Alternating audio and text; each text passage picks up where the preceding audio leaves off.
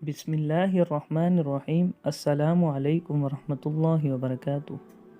نبی اکرم صلی اللہ علیہ وسلم جب قضائے حاجت کے لیے بیت الخلاء میں داخل ہوتے تو پڑھتے اللہم انی اعوذ بک من الخبث والخبائث، اللہم انی اعوذ بک من الخبث والخبائث، اے اللہ میں تیری پناہ چاہتا ہوں ناپاک جنوں اور ناپاک جنیوں سے۔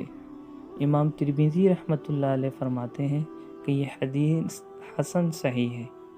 نبی اکرم صلی اللہ علیہ وسلم جب قضائے حاجت کے لیے بیت الخلاء میں تشریف لے جاتے تو یہ دعا پڑھتے اللہم انی اعوذ بک من الخبث والخبائث، اے اللہ میں تیری پناہ چاہتا ہوں ناپاک جنوں اور ناپاک جنیوں سے۔ امام ترمذی رحمۃ اللہ علیہ فرماتے ہیں کہ یہ حدیث حسن اور صحیح ہے۔ تو دوستو میں آپ سے ایک بات واضح کر دینا چاہتا ہوں، اس دعا کو بیت الخلاء میں جانے سے پہلے آپ کو پڑھنی ہوگی۔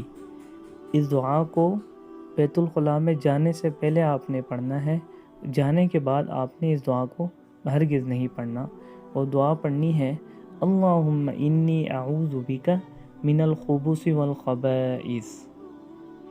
مزید اس طرح کی اچھی نئی ویڈیوز کے لیے ہمارے چینل کو ضرور سبسکرائب کیجیے گا۔ السلام علیکم ورحمۃ اللہ۔